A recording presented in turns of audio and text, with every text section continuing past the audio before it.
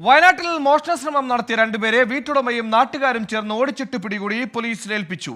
മലപ്പുറം മഞ്ചേരി സ്വദേശി അജിത്, ബംഗളൂരു വിദ്യാപേട്ട റോഡ് ശിവരാജ് എന്നിവരാണ് പിടിയിലായത്. അമ്പലവേൽ പോലീസ് എത്തി പ്രതികളെ അറസ്റ്റ് ചെയ്ത് കോടതിയിൽ ഹാജരാക്കി റിമാൻഡ് ചെയ്തു.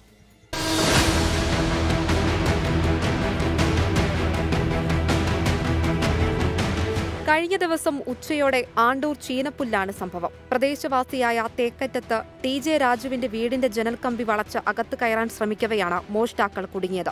രാജുവും ഭാര്യയും വീട് പൂട്ടി അടുത്ത വീട്ടിൽ കല്യാണ ചടങ്ങിന് പോയതായിരുന്നു. തിരികെ 1:45 വീട്ടിലെത്തി. വീട്ടിലേക്ക് വരുന്ന വഴി റോഡരികിൽ അപരിചിതമായ ഒരു സ്കൂട്ടർ ശ്രദ്ധയിൽപ്പെട്ടു.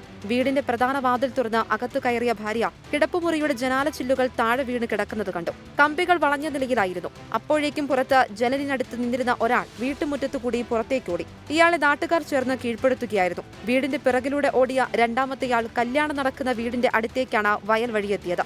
അവിടെയുള്ളവരെ ഫോണിൽ വിവരമറിയിക്കുകയും ആളുകൾ ജാഗരൂകരാകുകയും ചെയ്തു. ഒരു വീട്ടിൽ വെള്ളം ചോദിച്ചെത്തിയ രണ്ടാമനെ എല്ലാവരും ചേർന്ന് പിടികൂടി. തുടർന്ന് പോലീസിന് കൈമാറിയ ഇരുവരെയും കോടതിയിൽ ഹാജരാക്കി.